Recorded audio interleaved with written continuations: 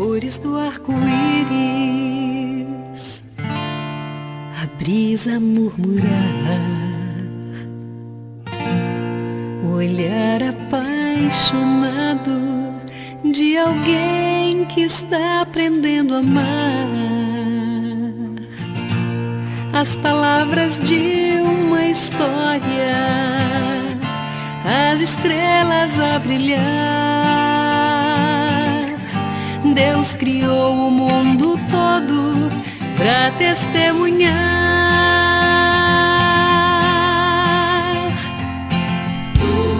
Pois enquanto eu viver, vou testemunhar do amor, que minha vida seja a prova da existência do Senhor. Cada passo que eu der seja oferta de louvor, pois enquanto eu viver, vou cantar do seu amor.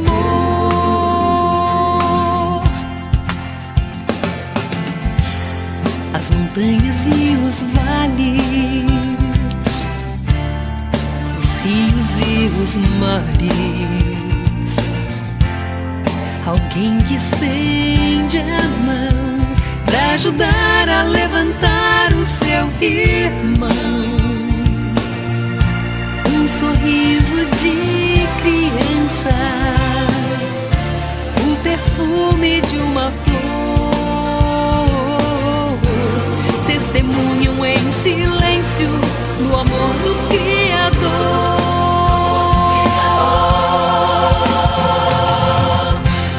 Pois enquanto eu viver, vou testemunhar o amor, que minha vida seja a prova da existência do Senhor.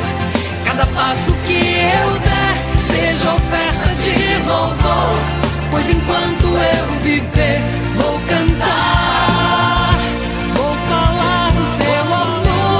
Pois enquanto eu viver, vou testemunhar do amor, que minha vida seja a prova da existência do Senhor. Cada passo que eu der seja oferta de louvor, pois enquanto eu viver, vou cantar do seu amor. Pois enquanto eu viver, vou testemunhar do amor, que minha vida seja a prova da existência do Senhor. Cada passo que eu der seja oferta de louvor, pois enquanto eu viver, vou cantar do seu amor.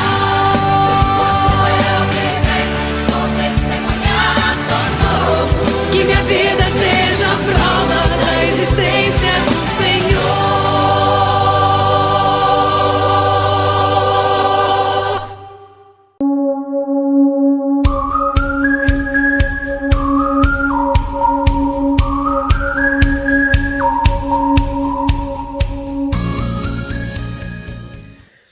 Meus irmãos, sem mais delongas, livro de Juízes, capítulo 4. Nós vimos o capítulo 3 semana passada, né, a história de Eude. Hoje é o capítulo 4. E hoje vamos falar de uma mulher chamada Débora. E o tema de hoje é Deixa Deus te usar. Olha que maravilha, deixa Deus te usar. Mas pastor, eu deixo Deus me usar, pastor? Vamos ver por quê. Mas por que eu quero falar isso sobre a história de Débora?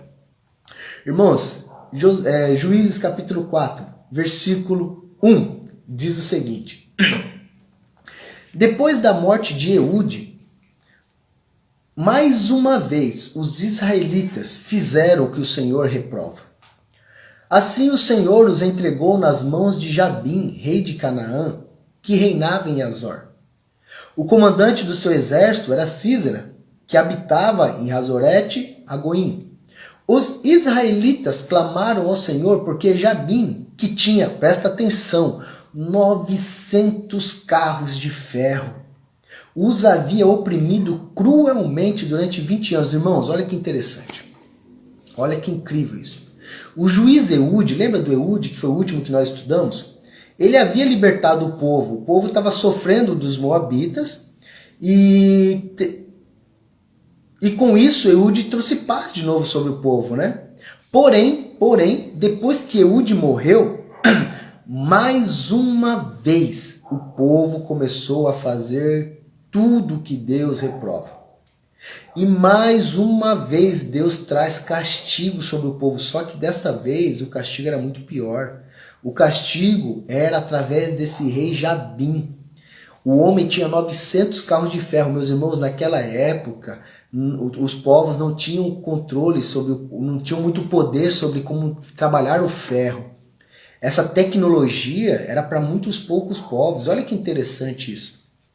Apesar dos povos, os poucos povos, como por exemplo o Jabim, que tinha esse poder de lidar com ferro, eles não vendiam as tecnologias deles, eles não vendiam, a única coisa que eles vendiam para os outros povos era material agrícola, um machado, alguma coisa assim, uma usinagem. Porém, o que era de ferro, o que era artefato bélico, de guerra, eles não vendiam, porque ele podia se voltar contra eles. Então, não eram todos os povos que tinham domínio dessa tecnologia de lidar com ferro, e o povo de Israel não tinha. Era muito novo isso. E era diferente, porque se você tinha um carro de madeira, você podia tacar fogo, tacar uma pedra, alguma coisa, era muito mais de ferro, irmãos. Aquilo assustava o povo de Israel, porque os caras eram quase indestrutíveis, não tinha como acertar com flecha, não tinha como acertar com pedra. E eram 900 carros. Era um poder bélico absurdo. Ah, claro, desculpa, Adriana nos lembrando aqui, irmãos, me perdoe. Agradecer a todos os irmãos que contribuíram para a campanha de oferta de missões mundiais da IBVM. Fizemos o depósito, foi pedir para fazer o depósito hoje. Se eu não estou enganado, foi R$ 1.700, se eu não estou enganado, tá? Mas Deus abençoe muito, irmão. Você foi bênção demais mesmo. Isso é maravilhoso, tá? Obrigado, Adriana, pela lembrança. Versículo 4. Enquanto falando desse rei, Débora, aí aparece Débora, uma profetisa, mulher de Lapidote, liderava Israel naquela época. Olha que interessante, irmãos. Ela se sentava debaixo da tamareira de Débora, entre Ramá e Betel, nos montes de Efraim. E os israelitas a procuravam. Para quê, pastor? Para que ela decidisse as suas questões. Então Débora era uma líder. Débora era uma profetisa. Deixa eu falar alguma coisa sobre a questão de profetas, que é muito importante, meus irmãos.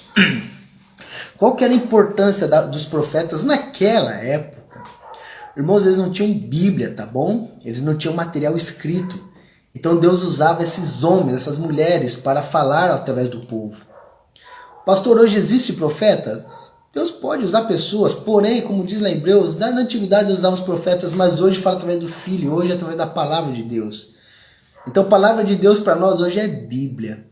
Tudo que foge da Bíblia, irmãos, por mais que alguém diga, eis que te digo que é do Senhor, não caia nessa, tá bom? Deus usa, Deus pode usar profeta, porém não como antes. O intuito dessas profetas é porque eles não tinham Bíblia, então era necessário ter um homem, uma mulher para estar falando para o povo aquilo que Deus queria que falasse. E Débora foi uma líder escolhida por Deus, irmãos. Isso é importante. Deus a escolheu para liderar o povo. Olha que ela liderou o povo num dos momentos mais críticos do povo de Israel, pelo menos até aquele momento. Por quê? Porque mesmo sendo mulher, olha só, mesmo ela sendo mulher e vivendo em um período patriarcal e totalmente machista, onde era quase que impossível uma mulher ter um papel de liderança, não somente Israel, irmãos, tá? Mas em todos os povos daquela época. Ela não fugiu da sua missão. Ela não fugiu. Pelo contrário, ela obedeceu a Deus e deu o seu melhor para o seu povo. Irmãos e irmãs, Débora não fugiu da sua responsabilidade. Vocês têm noção do que era naquela época ser uma líder? Uma líder. Agora olha que interessante, vocês têm noção do que era para o povo de Israel? O povo de Israel. Os outros povos olhavam para Israel e falavam, quem que é sua líder? Quem que é o seu líder? Aí Israel fala, nosso líder é uma mulher chamada Débora. Irmãos, com certeza não passava medo nos outros povos, com certeza o povo de Israel não era visto com muito respeito pelos demais povos, porém olha que interessante, foi Deus que levantou Débora. E Deus ele usa quem ele quer, da maneira que ele quer, da forma como ele quer, meus irmãos. E Débora não fugiu da sua responsabilidade.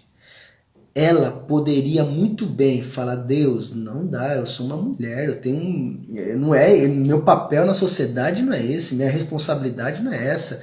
Quem vai me ouvir, Senhor? Irmão, irmã, a primeira lição para hoje. Você tem sido fiel ao chamado que Deus lhe deu? Ou você tem arrumado desculpas e tem fugido de Deus?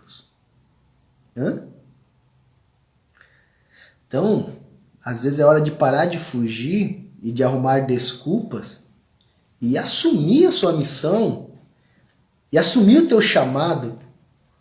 Faça como Débora, obedeça a Deus. Olha que importante, dê o seu melhor para o povo. Irmãos, a obediência de Débora, quando ela obedeceu a Deus, sendo fiel ao chamado dela, a contrapartida, ela abençoou o seu povo. Porque lembra que todos iam procurar ela para ajudar a resolver as questões? Débora era uma mulher sensata, Débora era uma líder, Débora era uma mulher que todos a olhavam com respeito, e ela não fugiu da responsabilidade, mesmo que os outros achavam estranho uma mulher estar lá, mesmo que os outros achavam esquisito, Débora agradou a Deus. E às vezes, meu irmão, minha irmã, nós fugimos das nossas responsabilidades porque, pastor, eu estou muito velho. Pastor, eu não sei falar direito. Pastor, eu sou muito pobre. Pastor, a gente começa com essas desculpas, e não faz o que Deus colocou em nosso coração. Parou para pensar que Débora foi uma mulher extremamente corajosa para sua época, meus irmãos e minhas irmãs. Era uma época muito mais machista do que agora, era patriarcal, era tribal, meus irmãos. E Débora assumiu. Portanto, você não tem desculpa. Pastor, mas está muito corrido. Deixa eu te falar uma coisa. Olha, essa época aqui, na pandemia, eu tenho tido muitas lições de Deus. Sempre falamos, né, que quem mais reclama, quem mais dá desculpa é quem menos faz. Exatamente. E conversando esse dia com o pastor, a gente estava conversando sobre o ministério e tudo, e abrindo o coração, tudo, né? Aí eu falei assim, puxa vida, parece que tudo sobrecarrega em poucas pessoas, né? A igreja tem tantos, mas a maioria fica lá só recebendo, não faz nada. Aí ele falou, mas lembra, rapaz, na época da faculdade, né? Falou assim, lembra do 80 por 20? Aí eu me lembrei, eu falei, verdade. O que é esse 80 por 20? É que geralmente dizem que nas igrejas é 20% que trabalha. 80% só fica na janela. E se nós temos 20% que trabalha, tem que levantar a mão para o céu ainda. Mas olha que interessante, meus irmãos. Deus é um Deus muito perfeito. Muito perfeito. E eu tenho certeza absoluta que em todos os lugares, todas as igrejas, se existe uma brecha, existe um buraco onde precisa ser preenchido, não é porque Deus não colocou pessoas ali naquela igreja para trabalhar. É porque pessoas estão fugindo do seu compromisso. Porque Deus levanta Déboras em vários lugares. Mas algumas Déboras não querem assumir. Quando eu falo Débora, eu falo homens e mulheres no seu papel, na sua responsabilidade. Pastor, mas tem gente melhor do que eu, mas não é outros, é você. E aí o que acontece? Hoje na IBVM, eu estava conversando com a Márcia, eu estou preocupado porque é muita coisa fazendo e temos 5 pessoas que estão sendo sobrecarregadas de um monte de coisa. Um monte de coisa. Então não chega a ser nem 20%. E isso é igual para todas as demais igrejas. Então, meus irmãos e minha irmã, se existe algo que ardendo no teu coração, para de fugir. Para de ser sem vergonha. Fala, Deus, a gente faz assim, Senhor, eis-me aqui, mas envia Ele, né? Deus quer te usar. Tá? Deixa Deus te usar assim como Débora deixou. Para de dar desculpa e vamos embora. Nossa, pastor, mas já começou assim, né? A palavra de Deus é fera. Bom, continuando. Depois disso tudo, irmãos, Débora mandou chamar Baraque, filho de Abinoão, de Quedes e Naftali, e lhe disse, ela mandou chamar esse Baraque. O Senhor, olha que interessante, o Deus de Israel lhe ordena que reúna 10.000 homens de Naftali a Zebulon e vá ao Monte Tabor. Então Débora chamou esse cara e falou assim, ó, Deus mandou chamar, você convocar 10.000 homens. Versículo 7. Ele fará que Sísera, lembra o comandante da guarda inimiga? O comandante do exército de Jabim vá atacá-lo. Que coisa louca, gente. Com seus carros de guerra e tropas, junto ao rio Quizon mulher, e os entregará em suas mãos. Meus irmãos, que loucura.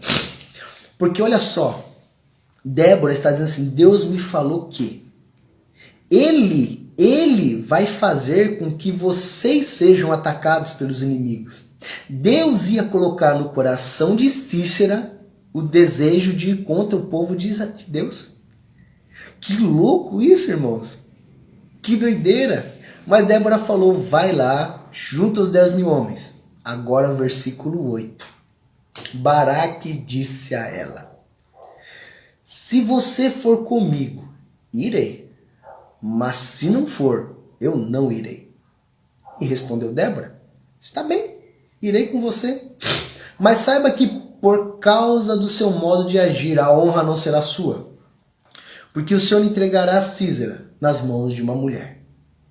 Então, Débora foi a Quedes com Baraque, onde ele convocou Zebulon, Naftali. 10.000 homens o seguiram. 10.000 homens o seguiram. Seguiram a Baraque, não a Débora. E Débora foi com ele. Bom, vamos dar uma paradinha aqui. Sabe, irmãos, quando Baraque chega assim para Débora e fala, se você for, eu irei. Tá bom, Débora, você está dizendo que Deus vai entregar o exército inimigo nas minhas mãos. Mas eu só vou se você for. Pois bem, existem duas linhas de pensamento sobre esse texto. A primeira é, Baraque estava com medo. Baraque estava com medo e Baraque pediu que Débora fosse com ele, para se sentir seguro, mostrando ser um homem covarde. É uma linha que muitos pensam. E tem a segunda linha, que é a linha que eu mais acredito, dentro de todo o contexto. Qual que é a linha? A linha é o seguinte. Lembra o que Débora falou? Baraque, Deus me falou, junta 10.000 homens e vai, porque vocês vão vencer. Quando Baraque diz o seguinte, Débora, se você for, eu irei, é porque, irmãos, Baraque queria saber se Débora era coerente com aquilo que ela falava e cria. Como assim, pastor? Se ela tinha tanta certeza que Deus ia libertar o povo, ela não teria medo de ir junto. Entende? Então eu creio desta maneira. Quando Baraque fala, se você for, eu vou, é o seguinte, você acredita mesmo nisso que você está falando, Débora? Então é o seguinte, se você acredita, vamos para a guerra. Porque se você for, eu vou acreditar que é Deus falando com você de fato. Então, Baraque queria que Débora fosse coerente com a fé dela. Porque, irmãos, Baraque não estava com medo. Porque os soldados o seguiam. Os soldados estavam com ele. Tendo a presença de 10.000 soldados, a presença de Débora para uma batalha não ia fazer diferença alguma. Mas a presença de Débora mostrava a Baraque que de fato ela acreditava naquela palavra dela de que Deus ia livrá-los. Meus irmãos, nossos filhos, nossas esposas, esposos, amigos, irmãos, ovelhas da igreja, esperam que sejamos coerentes em nossas convicções. Porque, veja bem, se de repente Débora tinha falado, vai que Deus vai dar vitória, e Baraque falava, vão comigo, e Débora falava, não, eu não vou, isso significava que ela não acreditava naquilo que ela tinha dito. Certo? Ela não tinha convicção. Ela não era coerente com o que ela dizia. Meus irmãos, não basta apenas dizer que cremos em Deus. Existem momentos na nossa vida que precisamos provar. Que precisamos fazer como Débora. Vamos para a batalha. Vamos para a guerra, que Deus vai dar livramento. Outra coisa, nesse mesmo parte do texto, nós precisamos ter muito cuidado com a nossa vaidade. Por quê, pastor? Porque olha só. Talvez, irmãos, talvez Débora imaginasse que a glória seria dela. Lembra que ela fala assim, ó, eu vou, mas a glória vai ser de uma mulher? Ao que parece, ela imaginava que a glória ia cair sobre ela. A glória cairia sobre ela. Porém, mais pra frente, daqui a pouquinho, vamos ver que quem matou o comandante, Sísera, foi uma mulher de fato. Mas não foi Débora. E nem sequer ela era israelita. Vamos chegar lá. Vamos chegar lá. E outra coisa. Quando nós vemos em Hebreus capítulo 11, que fala dos heróis da fé, né? Todo mundo conhece um pouco esse texto. No versículo 32 ao versículo 34, fala o nome de alguns heróis da fé. E ali não está Débora. Ali está Baraque. Baraque. Então, irmãos, ao que parece, Débora deixou a vaidade subir um pouco. Talvez ela imaginasse assim, eu vou, mas a glória, vão dizer que uma mulher livrou, que eu livrei o povo. Mas não, a glória não caiu sobre ninguém. Baraque foi lembrado, não Débora, lá no livro de Hebreus. Não foi Débora que matou o comandante, foi outra mulher. Temos que ter cuidado com as nossas vaidades, meus irmãos. Ó, lembre-se, eu vi o reverendo Hernandes Dias Lopes falando uma coisa que é uma grande verdade. Não existem grandes homens e mulheres de Deus. Mas existem homens e mulheres que servem a um Deus grande. Ou a um grande Deus. Isso muda muito, irmão, sabe? Porque quando a gente fala de grande homem de Deus, grande mulher de Deus, às vezes pode passar a falsa impressão de que esses homens e mulheres são de fato poderosos. E não somos, irmãos. O Deus que serve torna esses homens e mulheres o que são. Sem Deus eles não são nada.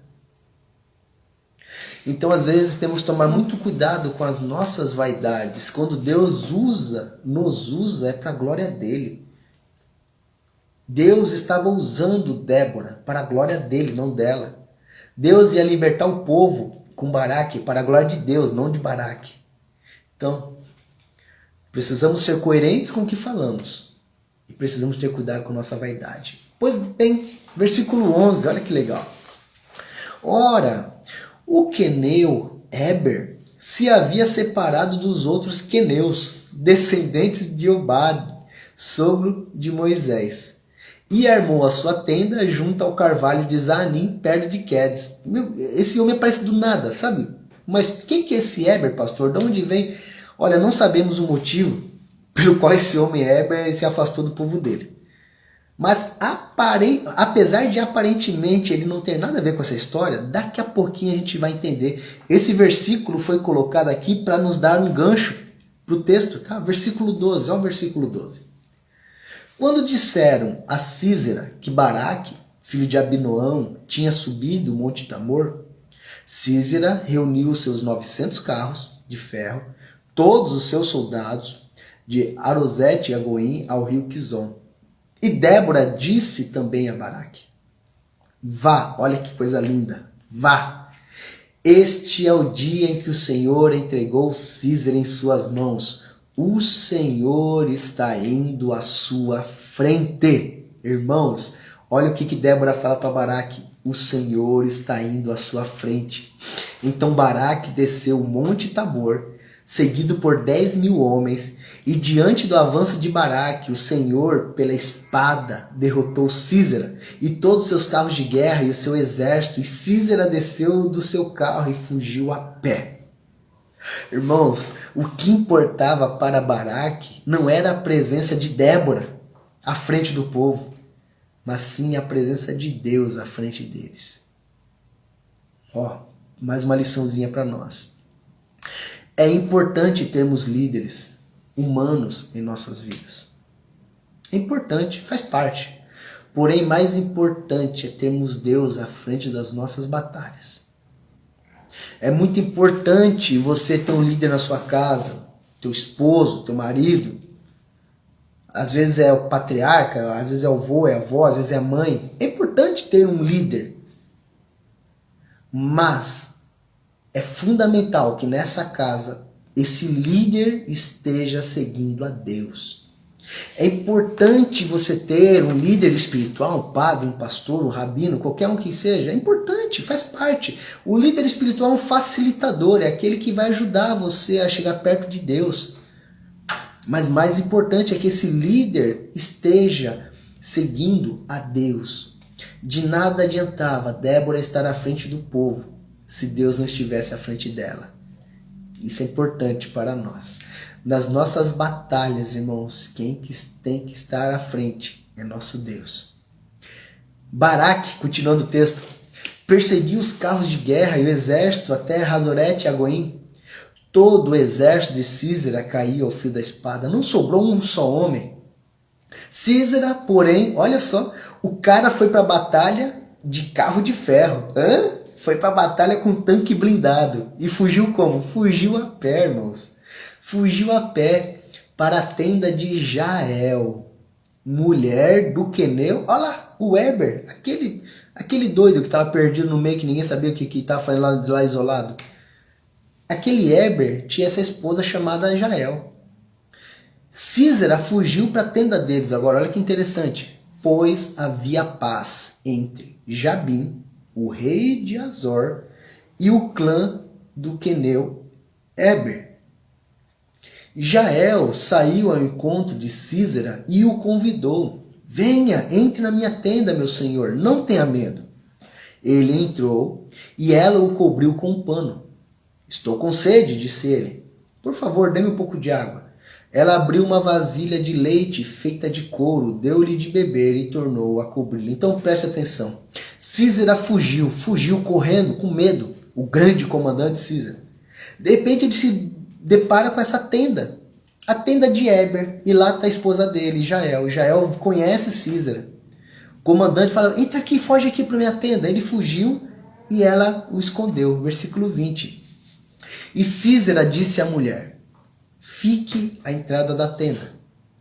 Se alguém passar e perguntar se há alguém aqui, responda que não. Entretanto, Jael, mulher de Heber, apanhou uma estaca da tenda e um martelo. Olha que mulher brava.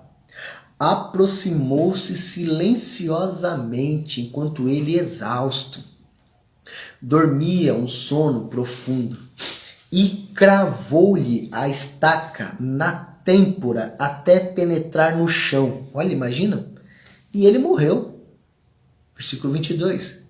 Baraque passou à procura de Císera. E Jael saiu ao seu encontro. Venha, disse ela, eu lhe mostrarei o homem que você está procurando. E entrando ele na tenda, viu ali caído Císera, morto, com a estaca atravessada nas têmporas. Naquele dia, Deus subjugou Jabim, o rei cananeu, perante os israelitas. Último versículo.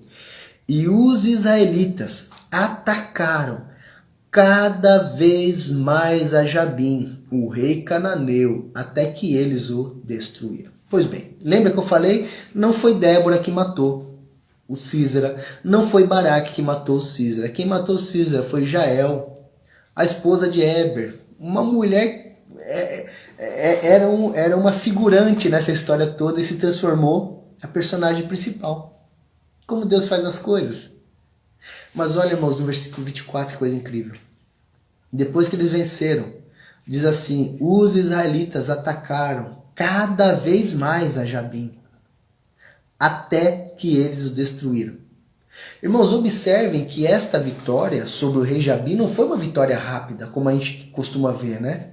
Ela foi uma vitória gradativa. O povo de Israel teve que atacá-los diversas vezes, acabou essa batalha. Voltaram, depois lutaram de novo, então foi uma vitória gradativa. Diversas vezes lutaram até que finalmente saíram vitoriosos. Irmãos, assim acontece em nossas vidas. Enfrentamos lutas que Deus nos dá a vitória de uma vez só, às vezes, né? Porém, existem outras lutas que são gradativas e exigem de nós esforço e paciência. Por isso é necessário mantermos sempre a constância e o ânimo para vencer esses tipos de batalha. Vamos fazer as aplicações dessa história maravilhosa de Débora. Sabe que engraçado? Se você ler o outro capítulo, vai ter o Cântico de Débora. É o outro capítulo na frente, depois você lê. São músicas. Depois da vitória, eles cantaram, adoraram a Deus. E é engraçado que ali vai dizer que, lembra quando Débora pediu para Baraque chamar os 10.000 homens? Aparentemente, um monte de homem não quis ir. Aparentemente, um monte de gente não foi convidado e não participou da batalha. Mas participaram da vitória. Assim é em nossas vidas, tá, irmãos? Às vezes na hora da batalha, quando a gente precisa chamar alguém para guerra, uma galera não vai. Mas na hora da vitória, todo mundo quer cantar, todo mundo quer dançar, não é verdade? Não é assim na sua casa? Às vezes você rala sozinho para ter uma conquista, seu filho dorme até meio-dia, sua filha dorme até 5 horas da tarde, não sei o que tem. Às vezes a mulher é trabalhadora, rala, vende isso, vende aquilo, o marido não quer saber nada da vida, fica dormindo o dia inteiro, o marido não quer saber trabalhar. Aí quando consegue conquistar uma coisa, todo mundo usufrui. É assim, na verdade. Assim acontece na igreja. Assim acontece nas empresas. Poucos trabalham, mas na hora da festa, todo mundo quer celebrar. Foi a mesma coisa que aconteceu aqui, irmãos. Mesma coisa. Pois bem, vamos para as aplicações desse texto maravilhoso. Primeiro, vamos lembrar? Primeira coisa, irmãos. Pare de arrumar desculpas. Pare de fugir da missão que Deus tem para a sua vida. Tome postura. Seja obediente a Deus e faça o seu melhor para o seu povo. Dê o seu melhor para a tua família. Dê o teu melhor para os irmãos da sua igreja. Faça o seu melhor na empresa que você trabalha. Irmãos, nós temos que... Isso mostra fidelidade a Deus. E outra coisa, meu irmão, minha irmã, a obra de Deus está aí, precisa de gente, precisa de homens, precisa de pastores, precisa de mulheres que se levantem para trabalhar. Cadê? Ah, pastor, mas até... Para de reclamar, para. Se Deus te deu esse dom, use-o. Jesus conta várias histórias de pessoas que não usaram os dons que lhe foram dados. E deixa eu te falar uma coisa, bem no pezinho na sua orelha, eu vou falar baixinho aqui para ninguém escutar. Quem não usa os dons que Deus deu, a cobrança vai ser dura. Tá? É o que a Bíblia diz. Se Deus te deu um dom, se Deus te deu um chamado, e você não usa, e você fica dando desculpa, e você fica fugindo, te prepara. Porque na hora que o dono dos talentos for cobrar de você, ele vai perguntar, o que você fez com aquilo que eu te dei? E você vai falar o quê? Ah, não deu porque eu era muito velho. Ah, não deu porque eu era muito pobre. Ah, não deu porque eu não sabia falar. Ah, não deu porque tinha mais gente para fazer. Não rola essas desculpas com Deus. Então, dica, para de reclamar, regaça as mangas e vamos trabalhar. Segundo, irmãos, temos que ser coerente com o que dizemos. Se você crê em algo, mostre através das suas atitudes, para que os outros tenham isso como exemplo. Lembra? Débora falou, Deus falou que vai dar os inimigos nas suas mãos. E Baraque falou, se você crê nisso, vem comigo então. Irmãos, as pessoas procuram referências, não adianta você ser incoerente. Você diz que ler a Bíblia é importante? Então você tem que ler a Bíblia. Você diz que ir para a igreja é importante? Então você tem que ir para a igreja. Agora, se você falar que é importante não vai, ser incoerente. Você diz que ajudar o próximo é importante? Você ajuda o próximo? Você diz que obedecer a Deus é importante? Você obedece a Deus? Lembra, vamos entrar na campanha para a família. Os teus filhos estão te vendo, cara. Os teus filhos estão te vendo, mãe. Os teus filhos estão te vendo, pai. É incoerente falar que temos que obedecer a Deus, mas os nossos filhos veem a gente fazendo coisas erradas. Você diz que crê na provisão e nos milagres de Deus? Então você tem que aprender a confiar. Eu vou dar um exemplo para vocês aqui que aconteceu com a gente aqui em casa. Já contei vários exemplos da provisão de Deus, né, em nossas vidas. Isso para nós é uma bênção, ver como que Deus cuida, né? E às vezes, em algumas áreas da minha vida, minha fé é bem... Em outras horas a gente fraqueja. Pois bem, há um tempinho aí, a gente demos o carro deu umas manutenções, aconteceram uns gastos aí, a gente ficou bem equilibrado financeiramente. Amor do céu, vamos ter que economizar esse mês, vamos lá, beleza. E aí nós temos nosso cartão. né? A gente tem um cartão de crédito, tudo, e a gente tenta usar com moderação. Mas aí, o que aconteceu? Na correria, problema de gente, de irmão de igreja, coisa desse, aquilo, acabei me envolvendo e esqueci de pagar o cartão no dia.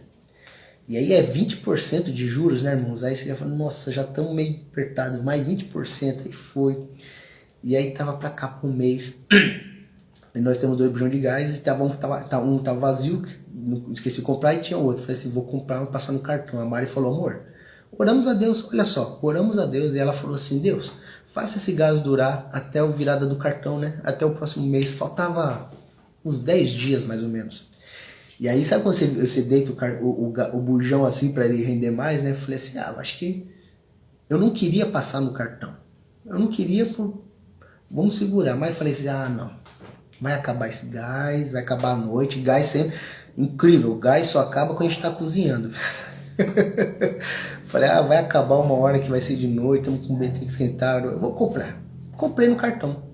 E a Mari falou, amor, vamos confiar, vamos esperar. Só eu não confiei. Passei no cartão, comprei o gás.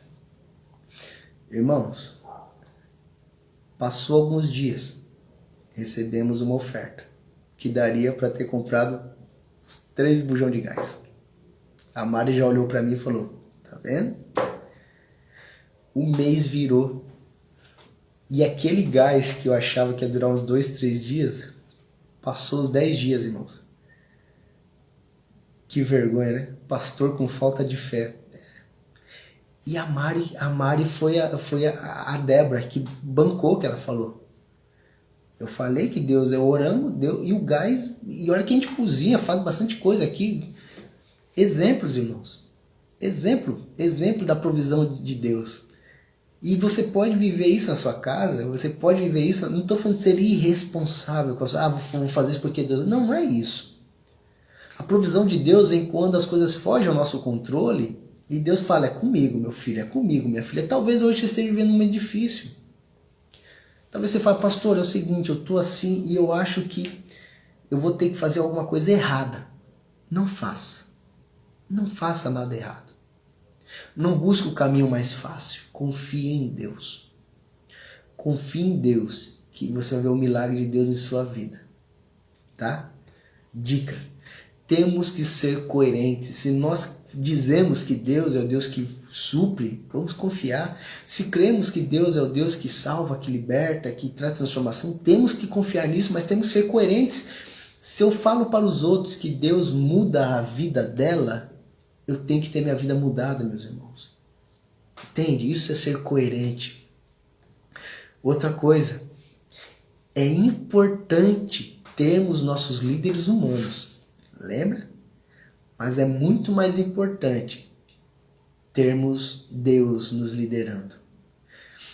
Tenha seu líder. Dentro da sua casa, tenha o líder. Dentro da tua empresa, tenha o líder. Dentro da sua igreja, tenha o seu líder. Porém, mais importante é quando Deus vai à frente das nossas batalhas. Aí é vitória certa. E, por último,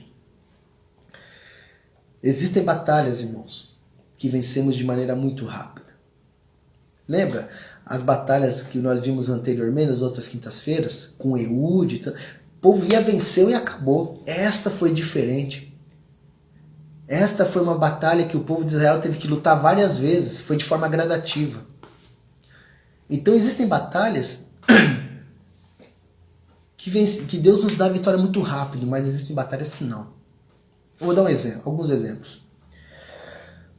Deus pode curar milagrosamente, de maneira instantânea, como já vi. Ele pode chegar e curar. Pronto. É um milagre. Como Deus também pode curar através de medicamentos de maneira gradativa. Certo? Também provisão de Deus. Lembra, por exemplo, Paulo falando para Timóteo? Paulo orou para Timóteo, falou, Timóteo, não adianta, Deus não vai... Toma água com um pouquinho de vinho para que você seja curado. Foi uma cura gradativa. O próprio Jesus, irmãos, Jesus fez um monte de milagres que era assim, ó, levanta e anda, faça isso, olha, abre os seus olhos, viu o cego andar, viu o cego andar, fez cego ver, fez cego enxergar. Mas teve uma cura de um cego que foi interessante. Jesus, o homem era cego, Jesus pegou lama, colocou nos seus olhos, falou, vai, ele foi. Tá vendo? Tô vendo um pouco. Foi uma cura gradativa, foi passo a passo. Então, meus irmãos, talvez a cura pode ser um milagre instantâneo, mas existem curas que são gradativas, levam tempo, mas é Deus agindo. Deus pode restaurar um casamento de maneira milagrosa, irmãos, mas também Ele pode restaurar um casamento de maneira gradativa, por etapas. Nós vemos casais que às vezes com problema e do nada assim, rapidinho, o passe acerta e você fala, puxa vida, em 2 conversas os caras se acertaram. E existem casais que levam mais tempo, mas tudo é no tempo de Deus. Há vitórias que são rápidas, mas há vitórias que são gradativas. Deus pode salvar uma família inteira de forma rápida, como Deus pode salvar uma família de forma gradativa. Há milagres em nossas vidas que Deus faz de forma rápida, há milagres que são de formas gradativas, meus irmãos. Eu gosto muito de alguns exemplos. Nós temos sonhos. Eu particularmente tenho muito sonho aqui na IBVM. Vocês sabem que eu estou muito preocupado porque, graças a Deus, a igreja está brotando criança. Estamos com várias crianças na igreja. Quando voltar no culto eu estou com uma dor de cabeça. Como que vamos comportar essas crianças? E para ter os cultos, para ter as salinhas. Então a necessidade da igreja ter um ambiente maior. E eu creio que Deus vai fazer como? Eu não sei. De verdade, eu nem imagino mais a igreja naquele lugar, eu imagino num outro espaço maior. Como? Não sei. Mas como que você vê isso, pastor? Porque eu já vi a mão de Deus ali. Os irmãos da IBVM vão lembrar de quando a gente tinha o sonho de começar o projeto de judô lá. Irmãos, não tinha dinheiro. De repente, um casal me liga lá de Curitiba. E eles fizeram uma oferta, uma semente. Ó, pastor, isso daqui é para comprar os primeiros tatames. Mas aquele era apenas uma semente, faltava mais. E passei no grupo da igreja, em 2 horas conseguimos todo o valor para comprar os primeiros tatames. Começamos o projeto de judô com 4 crianças. Antes da pandemia, porque paramos, né? Estávamos em 46 crianças, irmãos. 46. Gente, kimono é caro, gente. Quem não tem noção, um kimono de judô é entre 160 a 200, 300 reais. É caro. Todas as nossas crianças tinham kimono. Apenas algumas compraram. A grande maioria era doação, gente. Doação. Gente que aparecia e doava kimono. E lanche, lembra? Meu sonho puxa, a gente queria tanto que essas crianças tivessem um lanche. Temos treino segunda-feira, o primeiro treino das 6 até as 7 horas com as crianças pequenininhas, depois das 7 até as 8h30 com as maiores, segunda e quarta. Mas como dar lanche para essas crianças? Deus moveu o coração de pessoas, um doava lanche, um doava isso, irmãos. Todos os treinos nós tínhamos pão com presunto, com queijo, com suco, com café, com bolo. As crianças comiam. Isso é provisão de Deus, gente. Quem conhece a nossa igreja, uma igreja fantástica, mas é limitação pequena. Quantas pessoas nós temos ajudado através de doações, de tudo, com cesta básica, com dinheiro, com isso. Gente, o porte da nossa igreja é um milagre de Deus. Por isso eu creio que na hora que Deus quiser agir, Ele vai agir, vai fazer. Às vezes é forma gradativa, talvez não seja tão rápido como fez com os tatames, mas é forma gradativa. Qual a batalha que você está enfrentando na tua vida hoje? Batalha com teu esposo, com a tua esposa, com teu filho, com a tua filha, esperando uma libertação, uma restauração, salvação, cura. Sabe, algumas batalhas a gente não... Na verdade, nós não sabemos qual o tipo de batalha que nós estamos enfrentando, irmãos. A gente não sabe se a batalha que estamos enfrentando vamos vencer de uma maneira só ou se de repente vai ter que ser várias lutas. Como nós não sabemos que tipo de batalha enfrentamos, devemos fazer uma coisa. Sermos fiéis e obedientes a Deus, assim como Débora foi. Sem arrumar desculpas. Ou sem tentar fugir do nosso chamado.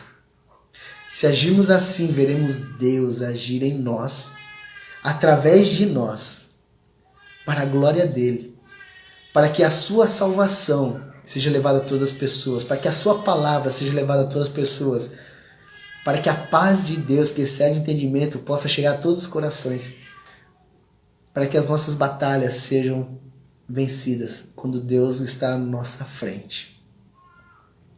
Que Deus te abençoe, que possamos ser como Déboras.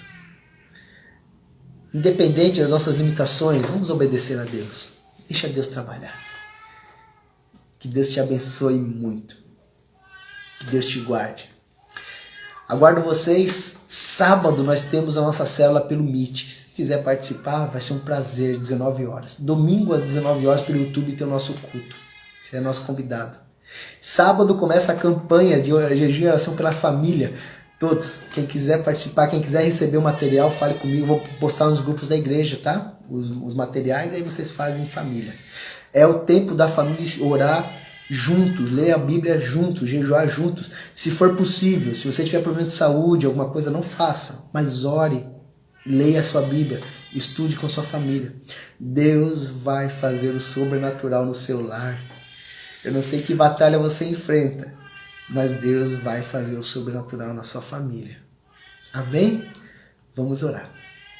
Deus amado, abençoe, ó Pai, as nossas famílias, ó Deus. Pai, eu não sei a batalha que cada uma enfrenta, ó Pai. Eu não sei a luta que cada um enfrenta, mas sei que enfrentam, todos nós enfrentamos. Nos ajude, ó Pai, a sermos fiéis ao Senhor, ó Pai, a confiarmos em Ti. E sabermos, ó Pai, que o importante é ter o Senhor à nossa frente. O importante é seguirmos ao Senhor, mesmo que a batalha seja dura. Mas sabemos que no final o Senhor nos dará a vitória. Abençoe, guarde a cada um. Cada família aqui seja transformada naquilo que precisa.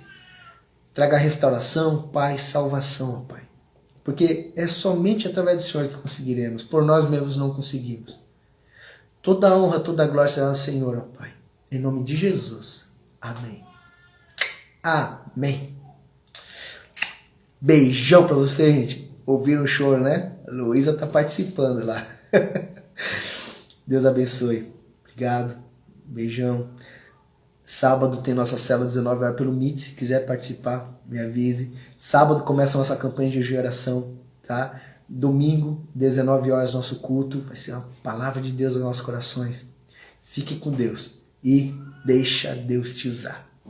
Tchau.